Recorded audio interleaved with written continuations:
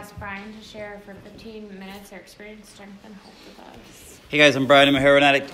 I have a sobriety date. It's April 24th, 2012. I have a sponsor. His name is Eric. And I'm blessed to have people that I get to sponsor. I have a home group. It's this meeting, and Saturday night's meeting, and I have a commitment at that meeting. As a result of those things, I've had a spiritual awakening and have been freed from the mental obsession to drink and use drugs. And for that, I'm very grateful. I always start with that because that's it.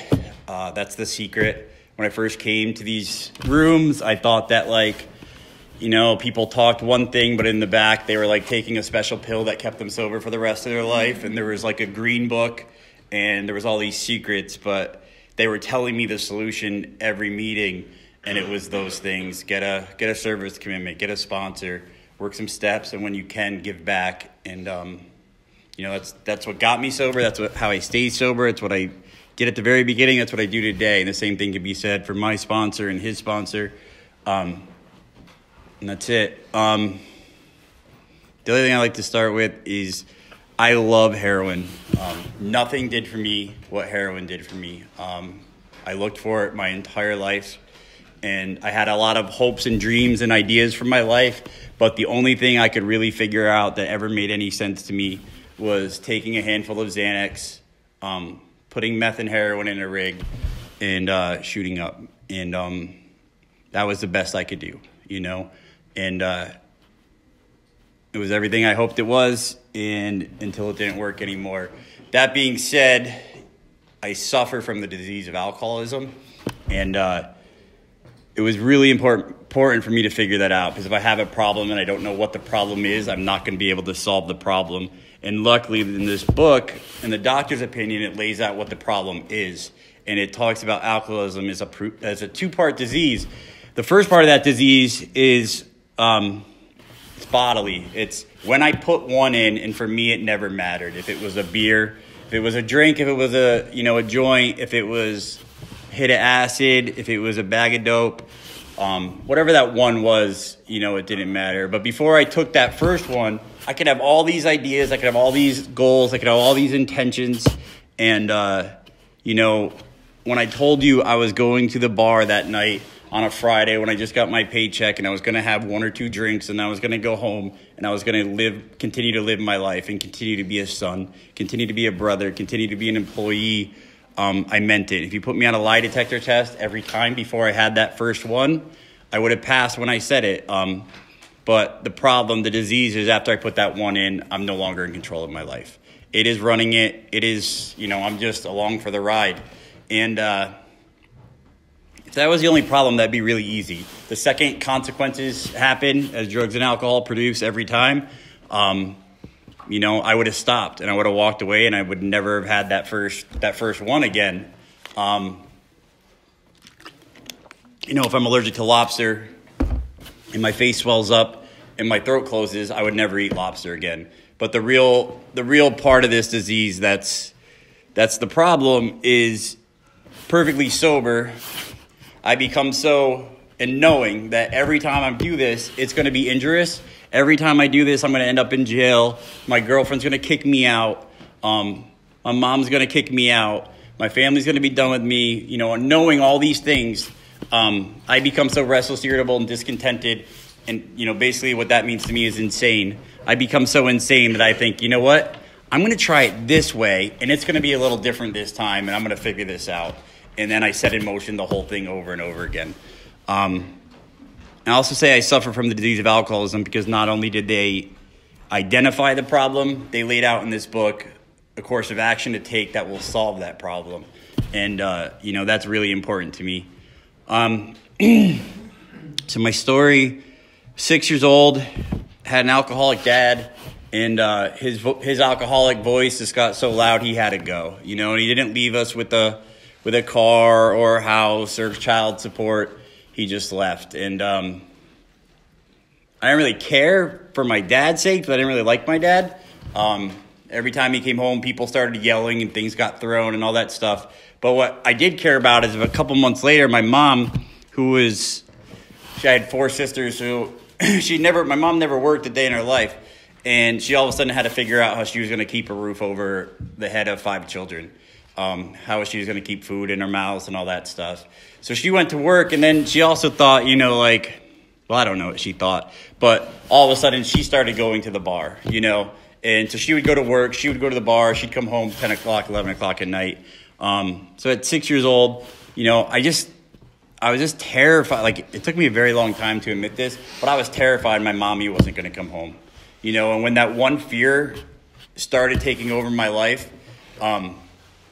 it just started eroding everything. It started working its way into all aspects of my life, to the point where, I could be okay. I could look like I'm doing good. I could be getting good grades. I could be on the hockey team and think, like captain of the hockey team. I could look like I'm fitting in, but I just couldn't fit in. No matter what I did, no matter who I knew, no matter how great I could become at something, I just couldn't fit in. And it's really important for me to identify that, because basically what that was I was restless, irritable, and discontented before I had my first drink.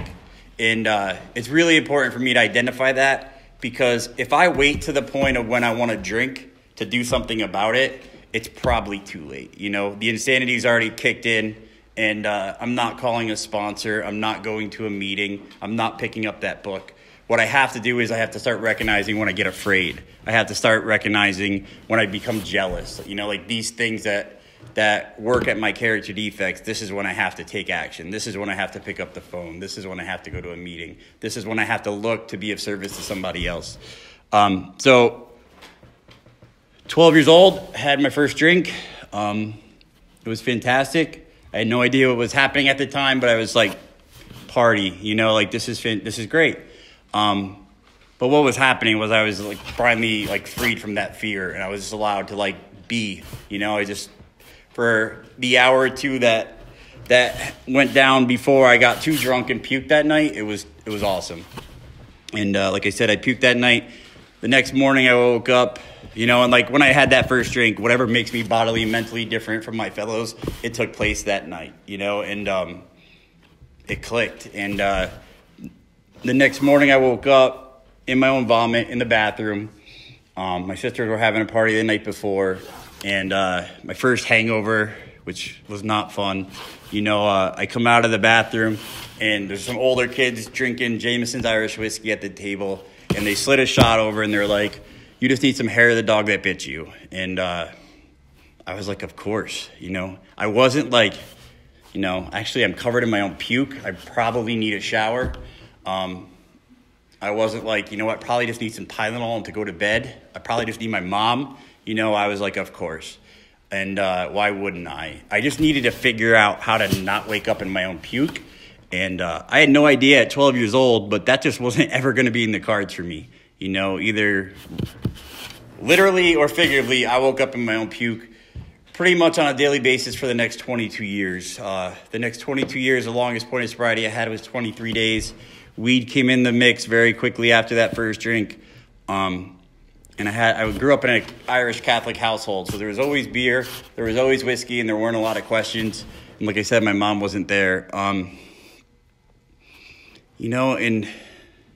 so the longest point of sobriety I had was 23 days. So I was 17 years old, and I just got 10 sheets of acid 2 days before, and I gave some to a couple of my friends, 3 of my friends, and we were going to sell them.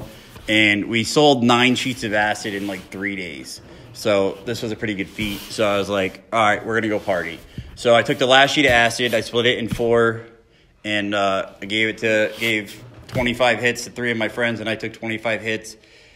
Really bad planning. I should have waited till I got to Lake George where we were headed. So we got in my car, and at exit 11, my car died. And we just took off out of the car and just ran down the exit ramp and tried to get away from it because we knew what was coming down, And an hour and a half later, I'm detained by police in Long Kill Park doing snow angels. They had questions because it was August, and there really wasn't a reason for that. Luckily, I'd done all the drugs, but they detained me, and they made me and my mom realized that outpatient rehab was a good idea. And so I did that. And it took me 23 days to figure out that I could get out of rehab Thursday night, start drinking, doing some cocaine, stop by Saturday morning, and then pass my drug test Monday night. And that was the first problem. And they didn't go away after that, you know. They continued, and I learned that, like, what would be, like, the pattern for the next 12 years of my life is, like, I just have this life, I burn it to the ground, and then I run, and I let other people deal with it, you know? And if I'm really good at it, when I run, maybe I'm going to take a hostage with me. And that's what I did for the next 13 years, you know? I can honestly say that there was not one part of me that ever wanted to stop drinking or getting high, but I definitely wanted to get it under control. And I tried all the things I thought that I could try to do that. You know, I tried to meet the girl. I tried to run to Florida. I tried to run to Arizona. I tried to run back to my mom's house in New York. I tried to run to Buffalo. I tried to run back to Florida. It's too humid to stay sober there. So, like, I just tried all these things. And then, like, you know, when traveling didn't work, you know, I called for the girl to come down. And when that didn't work, I proposed to her. And when that didn't work, it was her fault. And I just needed to change my job. And, you know, that was just my life. It wasn't great. So fast forward, I'm like 28, 29 years old, just doing that. And I dislocated my elbow. And I went to the doctor. And he gave me Vicodin, and that was it, right? That's what I've been looking for a very long time. It was great. I didn't have to, like, wake up hungover every day. I could still function when I was on it, and I realized this is what I'm going to do. And, you know, that goes how that goes. Vicodin turns into Percocets, and Percocets turn into Roxys, and Roxys turn into Apanas. And then there's that one drug that I'm never going to do, you know. For years, you put me on a lie detector test if I'm ever going to do heroin, and I would say hell no, and I would pass every single time. Like, I grew up in the 80s. I thought, like, you took the needle for heroin, and they instantly gave you, like, homelessness and AIDS. And, like, that's just what it came out with. That's what George Bush told us was going to happen. And Nancy Reagan, whoever it was. And so I'm never going to do that drug, and I meant it. I meant it every day until the day I didn't mean it, you know, to that day when I ran out of Roxy's. They were 2 hours away. They were getting expensive. And the girl's like, yo, I'm going to Schenectady. It's only like $80 to $100 for 10 bags. And you won't have a tolerance for it. And I was like, of course, let's go. And I got my first bundle. And I snorted 2 bags, and I didn't get well from the oxy addiction. And I was never going to do heroin, but, like, there was no way in hell I was ever going to put a needle in my arm. I'm afraid of needles to this day. Start shaking. I still have to, like, look at the wall. I can't, you know, and that's when somebody else is putting it in my arm. You know, I just can't. I'm never going to do needles, and I meant it. And then the heroin didn't work. I snorted 2 bags. I didn't get well, and I called the girl back, and I said, I'll give you $10 if you come over and shoot me up. And she did. And, you know, some cool things have happened in my life. I've gotten paid to fight another man in a cage. That was cool. You know, I was on my varsity hockey team. That was cool. I had sex for the first time. That was really cool. I can't tell you a lot about those things. I can tell you about the first time I shot dope. You know, I was in a brown Jeep. I was in a yellow polo shirt. It was a crisp autumn day. You know, like, she was wearing black tights. She shot me up, and I remember just looking at her and just started laughing, and I was like, this is going to kill me. And, you know, it was what I was looking for my entire life. And, you know, I'm not going to tell you about the fun of heroin because I don't really remember it. What my heroin addiction looked like, I had this friend who grew up in a couple houses away from my mom's. You know, since I was like 12 or 13, we knew each other, really good friends. I hooked her up with like 2 of her boyfriends, you know, and I knew that, like, when she was like 21 or 22, she disappeared, and I heard she got sober and she was living in Florida. And, you know, many years later, I'm like 30-something, living with my mom with a good heroin addiction, and I walk out in the street, probably just to like shut my mom up for a minute. And I happen to bump into her, and she sees my arms, and she's like, I know what's going on there. Can you get me any? And I was like, did he get sober? Like, that's probably not a good idea. And I didn't get her any. And when I said that I'm not going to hook her up, I meant it.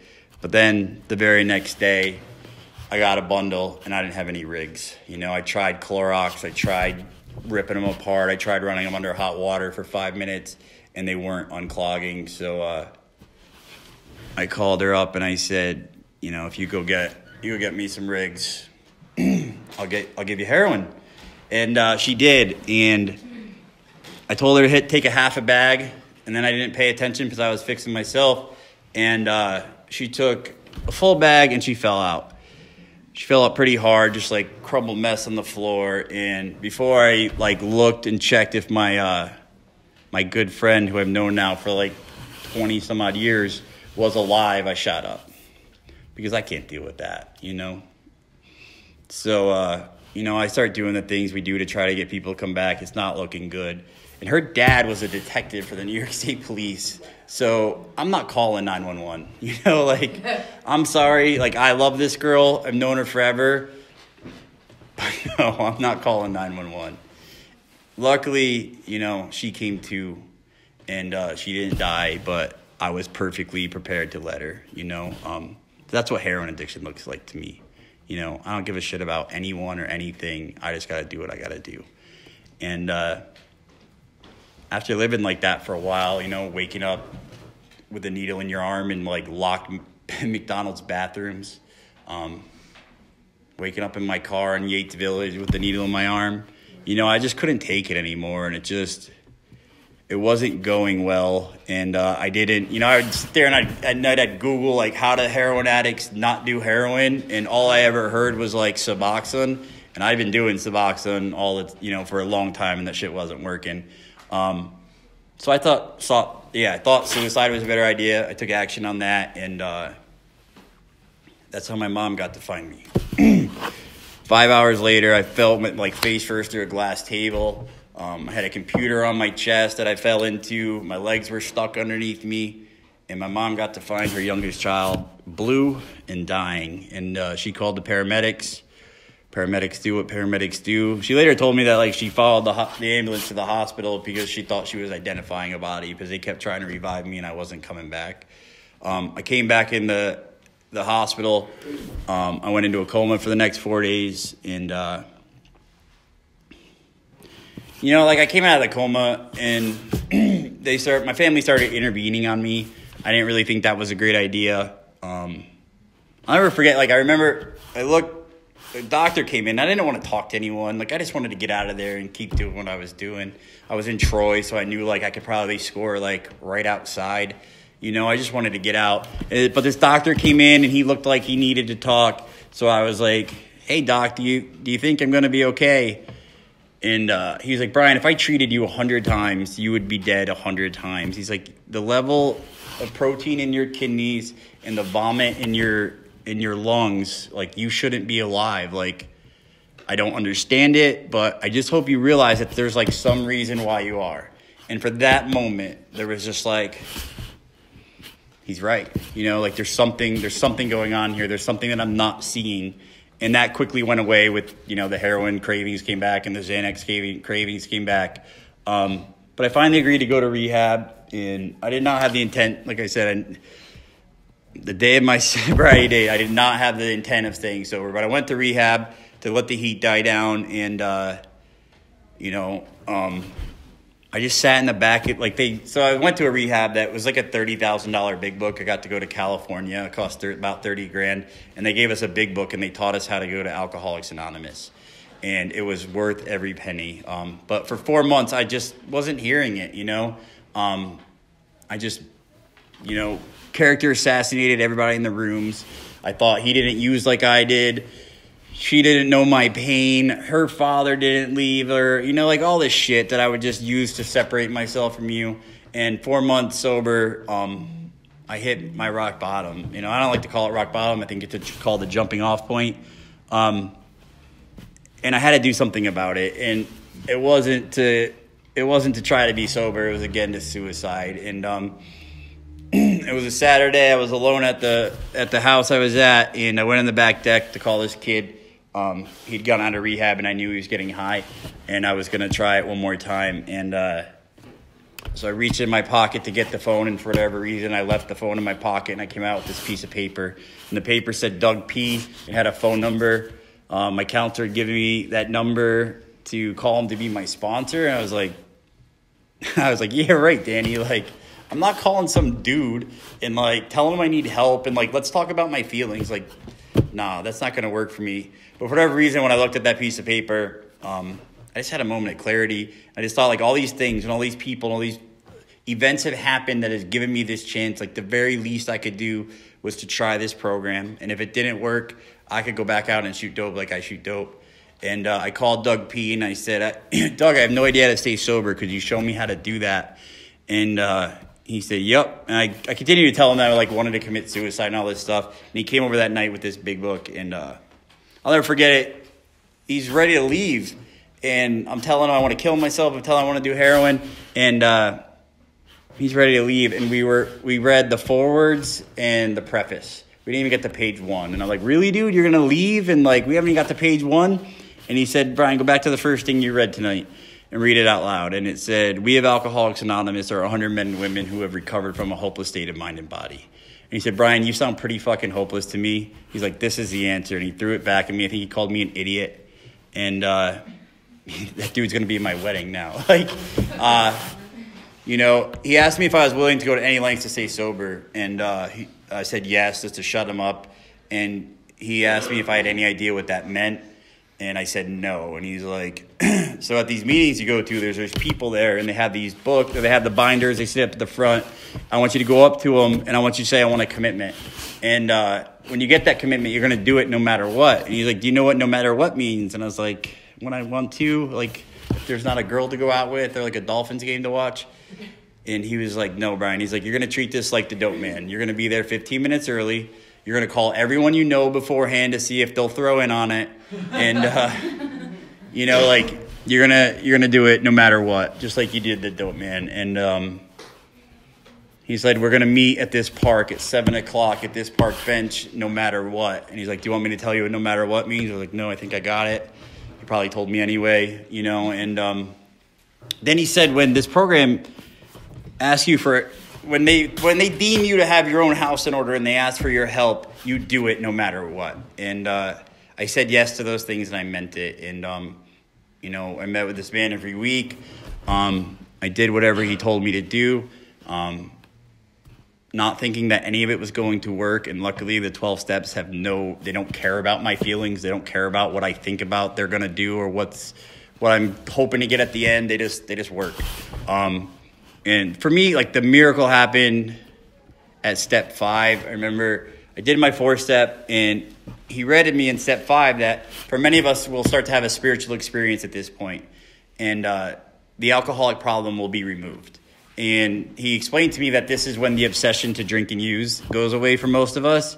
And I like literally looked at him and like, fuck you, Doug. Like, you don't know who you're talking to. For 22 years, for every second of every one of those days, the only thing I've ever thought about is getting drunk or high. Like, I don't care what I was doing. And so you just sit there and say, once I read these 30 pages to you, I'm not going to have that? Like, nah. But sure enough, I did it anyway. I meditated for an hour like the big book told me to do. And I came out of that meditation, the obsession to drink and use went away. And, you know, it just gave me faith that, like, when this book tells me if I do an action, you know, this is going to happen. It gave me the faith to just be like, it's going to happen. And, you know, I've been doing that ever since. Whatever that book tells me to do, I keep doing. That obsession went away, but I was still a crazy person. You know, I'm still like, be obsessive about other things, you know, and like didn't really have any idea on how to live. And I remember like 13 months sober, I'm like kind of getting restless, irritable discontent. Like the obsession to use was gone, but I was still thinking about me all the time. I was really just concerned like what I could get out of things.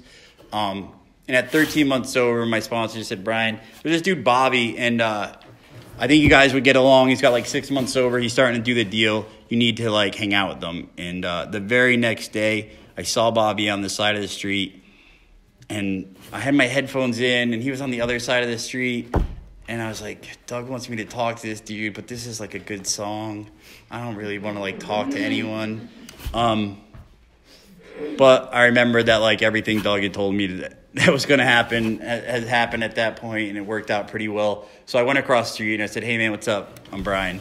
And we talked for a while. We talked about how out of place we felt in AA. Not so much anymore, you know, once we had gotten some step work and stuff, but like at the very beginning, you know, I was a heroin addict. I fucking love shooting. I love sticking needles in my arm. I love it. It was the greatest delivery method I'd ever found. And I'm sorry, but an 80-year-old woman who drank wine too much didn't get what I was doing. She probably did, but in my head she didn't, you know? And so it was just a big deal to me at the beginning, and I really wanted a Heroin Anonymous meeting, but the closest one were like an hour and a half away. So Bobby and I talked about that, and he was like, we should start a Heroin Anonymous meeting. And we had no fucking clue what we were doing. But when I got home, I emailed Heroin Anonymous, and they sent me this kit to start a meeting. We found a place to have it. And holy shit, my life has changed since then. You know, I started finally giving back what was freely given to me. And it's been incredible. You know, like, just... I remember my friend Derek, who's my friend now. He wasn't my friend at the time. My friend Derek was like 8 days sober, and he'd been trying AA for years, and he came into the first meeting of Heroin Anonymous in where I was in California, and he took his newcomer chip. 1 year later, I saw him take his year chip, and I saw a different human being. You know, I saw a guy that had his family back. I saw a guy that was employable. When I met Derek, the only thing you could say about Derek was he was a liar, cheat, and a thief.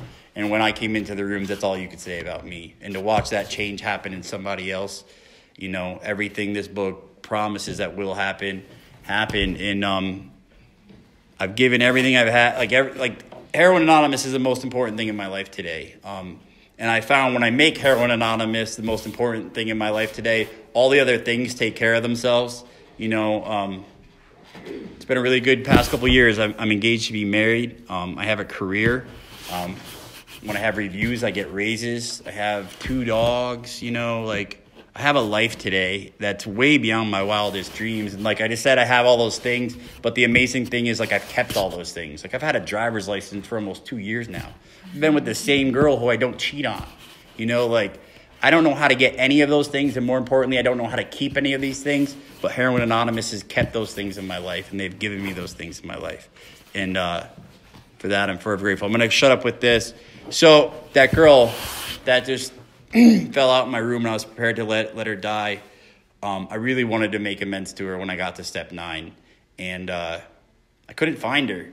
I was like forcing it. I was like really trying to like hitting people up, be like, yo, do you know where she is? Do you have her number? And like I couldn't find her.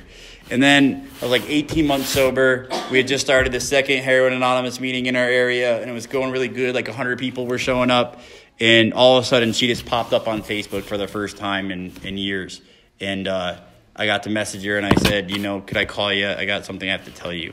And I admitted to her that when I thought she might be dying on my bedroom floor, that the first thought I had was to shoot up. And she knew about the rest. And kind of freaked her out a little bit, but she was like, well, what are you doing now? And I told her about what had happened and where I was, and you know that we actually ironically started a Heroin Anonymous meeting, and she started crying, and she was like, that's it, Brian, that's all you have to do, that's the amends, that's what you do today. And it just kind of reinforced that I'm exactly where God would have me be today. I'm Brian, I'm a heroin addict. So I picked a passage for the topic, and it's from chapter 11, A Vision for You. Now and then a serious drinker being dry at the moment says, I don't miss it at all. Feel better, work better, having a better time. As ex-problem drinkers, we smile at such a sally. We know our friend is like a boy whistling in the dark to keep up his spirits. He fools himself. Inwardly, he would give anything to take a half dozen drinks and get away with them. He will presently try the old game again, for he isn't happy about his sobriety. He cannot picture life without alcohol. Someday he will be unable to imagine life either with alcohol or without it. Then he will know loneliness, such as few do. He will be at the jumping off place. He will wish for the end. So that sounds really ominous, and when I got there, it was the darkest, hellish, worst place I've ever been in my entire life. But thank God I got there, because nobody was ever going to talk me into the rooms. Nobody was ever going to like force me into these rooms. I needed to hit that jumping off place to have a chance to actually live, and I'm so grateful to be there. So that is my topic. Thank you.